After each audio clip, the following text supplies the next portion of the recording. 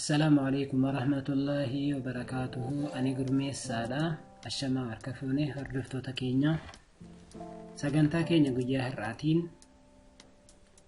مايكروسوفت اكسل يوكين سبريد شيتي كمبيوتر كينيا راتي أكاتا كمين فيدمو دندينيا سجر وليلالا ساقنتا دبرسين إراتي مايكروسوفت وردي في أكسمس باوربوينتي إلى لا تريرا كنافا ممو مايكروسوفت اكسلين مالك فكاتو في أكاتا تبدو لندين انتروداكشن إيسا غابابسيني إلى الله سنبودة تكون ساتين أهالي تفيدم لندين يمو فلدرتي متدري تبافني ولين إلى اللي سنين جنة كنافو يوتيوب شانالي كين قرمي ICT توب كنجر كمبيوتر أفان أورموتين برد لا سنين جنة كنافو سنيس سبسكرايب لايك شير قوتشون نهوردو فاي سنين جنة أغت أمرا سجنتا كينياتي تركي غاري سنين جنة مايكروسوفت اكسل كمبيوتر كينيرا بنو الأخ جلقبا بكا كان دفوق أمنا بكا كان أرقاجر توتي ستارت بطاني رتيرغتو نيبوده راغا باباتين فيديو لاف أسراتيس نيدوفا مايكروسوفت اكسل كان جرو نجرا أنو كراغا بابالان ما بكا ملتو سارتشي كان رتي سوقطاني تيو اكسل يرو سنجتان نيدوفا جرحالا كان كراغا باباتين دفيسي نيدوفا akkasitti banamtu kun Microsoft Excel yookiin immoo spreadsheet jedhamee waamama. Akkuma beekamu Microsoft Excelin faayidaan isaadha kutaa herregaatii fi akkasumas calculationii garaagaraa fi kutaa finance herregaatiif akkasumas wantoota baay'eedhaaf kan gargaarudha. Qaxxiiwwan barattoota hojjechuudhaaf illee kan baay'ee salphatu Microsoft Excel dha. Daataawwan baay'ee kumaatamaan lakkaa'aman Microsoft PowerPoint Word caala hojjechuu yookiin immoo baachuu kan danda'udha. Keessumaa kan namatti tolu immoo foormulaawwan kaalkuleetara baay'ee hojjechuudhaan rukutaa oolu kan baay'ee nama akka dafee salphisee namaaf hojjetu Microsoft Excel yookiin immoo spreadsheet jedhamee waamama. Akkuma beekamu Microsoft Excelin kun fuullee isaadhaan ni mul'ata. Kun gubbaa kanarraa dalgarraa argaa jirtu yoo ta'e qubee A baacaa jedhee jalqaba. Inni kun columns jedhamee waamama jechuudha. Inni leeteriidhaan jalqabee jiru kuni qubeedhaan kan jalqabee jiru. Kan lakkoofsaan jalqabee jiru immoo labeled with numbers lakkoofsaan jalqabee jiru rows jedhamee waamama jechuudha. Lamaan isaa kun immoo kan walitti A fi lakkoofsa tokkorra kan jiru cell jedhamtee waamamti jechuudha. Cell of worksheet jedhamtee waamamti. Kanaafuu inni kun waliigalli isaadha workbook jedhamee waamama. Excel irratti kan argamu kun jechuudha. Workbook kanarra immoo worksheet tokkoo fi isaa oltu jiru. Fakkeenyaaf jala kanarratti argaa jirtu yoo ta'e sheet 1 sheet 2 sheet 3 jedhaafi kun worksheet jedhamee waamama. Kanaafuu bakka tokkotti waliigalli isaa immoo workbookidha. Tokkoon isee kun immoo cell jedhamtee waamamti. Gubbaa kanarratti immoo argaa jirtu yoo ta'e home irraa jalqabee haga viewtti kan jiran kun inni immoo ribbon jedhamee waamama. Ribbon display command jedhamanii waamama. Home, insert, page layout, formulas warra kun hundi isaaniiyyuu bakka tokkotti ribbon jedhamanii waamamu. Warri gara gadiirra jiru kun immoo jalarra kan jiru kun hundi isaanii bakka tokkotti immoo work area yookiin immoo workbook jedhamanii waamamu. Excel irratti hojii yeroo hojjechuu barbaannu immoo bakkaawwan seelii kana keessatti barreeffama barreessinaa jechuudha. Asirratti argaa jirtu ta'e daataa yeroo galchin haala kanaan galchuu dandeenya.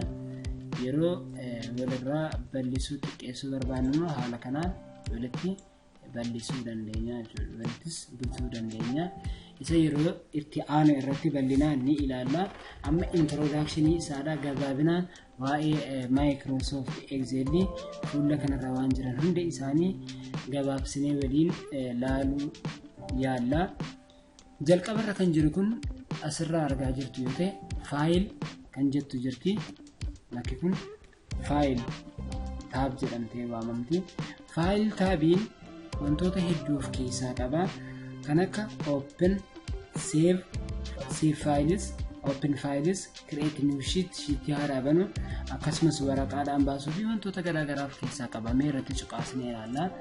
Asirratti yeroo cuqaasnu argaa jirtu yoo ta'e save as, open, close, info, new, print, save and send wantoota hedduu jiru jechuudha. Jirra kan asirraa kan ofirraa qabu faayil taab jedhamee waamama. Mata duree itti aanu irratti maqobaa irratti tokkoon isaa akkaataa itti fayyadamuu dandeenyu waliin ilaallaa jechuudha.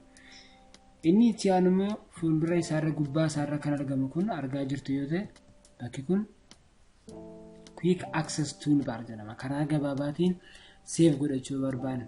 Kallattii steepii isaatiin immoo deemuu barbaanne garuu faayil save jennee as dhufuu qabna jechuudha. Karaa gabaabaarra kan jiran kun immoo quick access toolbar jedhamanii waamamu. Warroottan asirratti nuti argaa jirru kun immoo ribbon jedhamanii waamamu. For example, home fakkeenyaaf, insert, page layout, formula warri jedhaman kun ribbon jedhamee waamama. Fakkeenyaaf walakkaa kanarra book 1 Microsoft Excel kan jedhamu kun title bar jedhamee waamama. Title bar jedhamee waamama. Title bariin kun argaa jirtu yoo ta'e maqaa software sanaa kan agarsiisudha. Fakkeenyaaf Word bantu yoo ta'e Microsoft Word jedhama. Yoo isin immoo save gootan immoo book 1 Microsoft Excel kan jiru kana dhiisee maqaa ittiin save ta'e agarsiisaa jechuudha. Mee title bar irratti dokumentii kana save godhee ilaala. Save argaa jirtu yoo ta'e title bar kana irratti maqaa dokumentii sanaa jijjiiree jira. Bakka kana irratti sagantaa mata duree title maqaa ittiin save goone sana nu agarsiisa. Kun title bar jedhamee waamama. Inni itti aanu as gubbaa kanarraan dalga dhufnee help kanatu jira.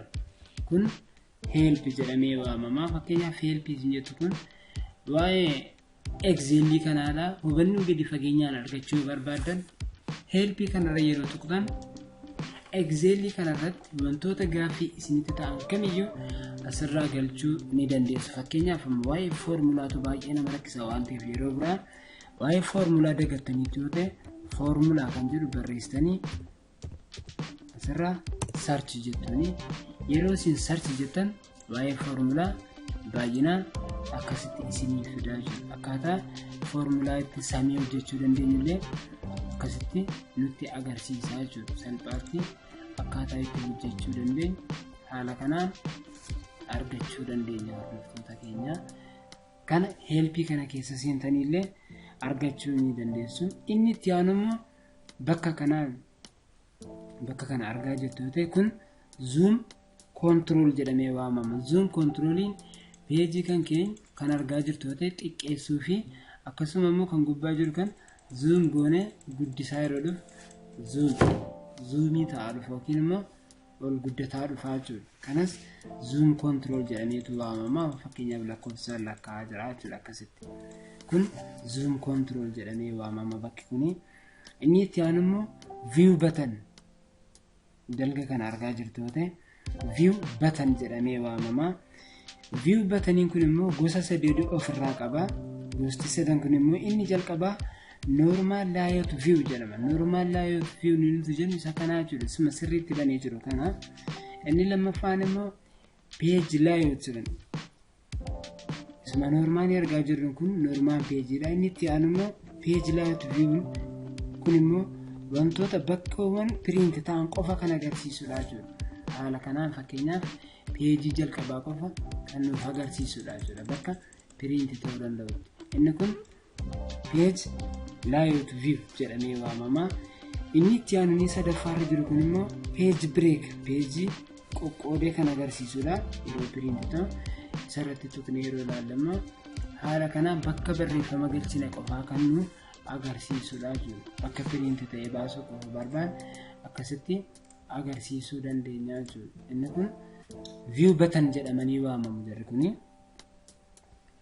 bakki giddu galli kun argaa jirru kun immoo kun hundi isaadha. Bakki kun hundi sheet area jedhamee waamama. Sheet areaan bakkawwan daataa keenya itti galchuudhaaf itti fayyadamnudha. Asirraa maqaa daataawwan garaagaraa yeroo galchaa deemnu akkasitti galchaa deemna. Inni kun sheet area jedhamee waamama. Row bar kan nuti jennu kun isa kanarra jiru gubbaa kanarraa gad row bar jennee waamna. Kana akkasitti kan argaa jirtan kun row bar jedhamee waamama. Qubeedhaan haguugamee kan jirudha jechuudha. Column bar kan nuti jennu immoo lakkoofsaan kan hammatamanii jiran kana dalga kanarraa qabee akkasitti dalga geessu kun column jedhamee waamama. Kana sirraa gad deemu kun immoo rows jedhamee waamama jechuudha. Kan qubeedhaan qabamee jiru kun jechuudha. Irraan gadee isaa irratti yeroo ilaalu kana fakkaata. Inni itti aanuma bakka kanarratti argaa jirtu yoo ta'e status bar jedhamtee waamamti. Status bariin kun workbookii keenya kan moodii isaadhaa jijjiiruudhaaf reedii moodiidhaa fi irraa dhaabbiidhaaf fakkeenyaaf asirratti yeroo tokko asirratti haala kanaan aktiiv nu godhaa jiru. Kun status bar jedhamee waamama. Status bar irratti wantoota barbaanne hojjechuu ni dandeenya. Peejii keenya fakkeenyaaf daataawwan asirratti galchaa deemu inter daataa jedhama. Fakkeenyaaf daataa asirraa yeroo galchaa yeroo immoo reedii jedheetu qophaa'ee jira jedhee nutti agarsiisa. Kun status barii asirratti kan argaa jirru inni itti aanu gubbaa kanarratti backstage view isaadha. Yeroo ilaalu jalqabarra faayil taabiitu nutti mul'ata. Jalqabarra kan jiru bakka kanarratti faayil taabiin riibanii irraan gara bitaa keessan daarii irratti kan mul'atu ta'eetii achirratti faayil taabii irratti yeroo kilik gootan yeroo tokko save as, open, close, recent, info, new, delete, save and send kan jedhu ni jiraatu. Help akkasumas help illee dabalatee option exit kan jedhu asirratti argamu jiru. Tokkoon isaaniitiin odeeffannoowwan garaagaraa nutti agarsiisu. Fakkeenyaaf jalqabarra kan jiru kun seeviidha. Seeviin akkuma beekamu daataa jalqaba hojjennee jiru seef goonee kan ittiin keenya isa kanaan jechuudha. Daataa keenya amma sila jalqaba seef goonee ture waan ta'eef seef goonee kan keenyudha jechuudha. Inni itti aanuma seevaas jira jalarra argaa jirtu yoo ta'e seevaas jechuun sila erga seef goonee booddee maqaa lammaffaa yeroo lammaffaaf maqaa biraatiin seef gochuu yoo barbaanne seevaasii kanarra tuqanneetu lamii seevaa lafaa barreessuun qabna jechuudha. Asumarratti seevaas jennee kanaan seef ta'ee jira. Isa kana tokkoffaa kan jedhamu lammaffaa goonee sagantaa lammaffaa jennee seef goonaa jechuudha. Haala kanaan gubbaa kanarratti argaa jirtu yoo ta'e sagantaa lammaffaa jechuun seef ta'ee jira. Kan silaa hin banne qobaatti seef ta'ee jira innis. Inni itti aanummaa open jedhama. Open jechuun dookumentii hojjetamee jiru kan kanaan dura baasuu yoo barbaadan asumarra teessanii hidhattanii baasuu dandeessu jechuudha. Fakkeenyaaf mee Excelii barreeffamee jiru as keessaa dhaqeen baasaa. Open ergan godhee booddee fakkeenyaaf kallattiidhaan bakka daataan itti hojjetamee jiru Exceliidhaan ni jira. Kana dhaqee yeroo ban akkasitti baasaa jechuudha. Daataa barattootaa asirra jiru haala kanaan baasuu danda'a. Kun daataa barattootaa hojjetamee jirudha. Haala kanaan Exceliin akkaataa kanatti daataa baay'ee ta'an fudhachuu danda'a jechuudha. Amma kun baay'ina qaba. Daataa hedduu kan fudhachuu danda'udha. Daataa hojjetame illee asumarra teenyee open goonee baasuu ni dandeenya. Close kan jedhullee ni jira. Close jechuun asirratti exit jedhee jira. Erga hojjennee xumurree booddee kan ittiin cufnudha. Exit yeroo jiru akkasitti cufamaa jechuudha. Inni kun peejii isaa kan yeroo cufnu keessatti exit yookiin immoo close yeroo jennu kan cufuu dandeenyudha. Inni itti aanummaa faayilii sana keessatti kan argamu infoodha. Infoon waa'ee odeeffannoo isaatii asirratti info yoo tuqu waa'ee information buukii kanaadha. tokko tokkoon asirratti nurratti himaa jiru. Product activation record product kii gaafataa jira jedha. Permission fakkeenyaaf eeyyama akaakan passwordidhaan cufuu protect workbook qolfuu yoo barbaanne illee asirraan seennee cufuu ni dandeenya. Version software chaalee ilaaluuf bakka kanarratti dhufnee seennee odeeffannoo adda addaa nuuf kennaa jiru. Inni itti aanu immoo recent jechuun dhiyeenya irratti dookumentoota hojjetaa turre kan nuuf fidudha. Fakkeenyaaf asirratti yeroo tokko dhiyeenya irratti amma sagantaa tokkoffaa lammaffaa hojjetaa kan turree fi akkasumas kanneen biraa kan kanaan dura hojjetaa turre illee recent keessatti fidee nutti agarsiisaa jechuudha. Asirraas dhufnee banachuu ni dandeenya. Inni kan biraa immoo new kan jedhu jira. New jechuun dookumentiidhuma asirratti hojjetaa jirru kan hojjetaa jirru kana dhiisnee kan biraa haaraa lafaa banachuu yoo barbaanne new kan jedhu kana tuqannaa.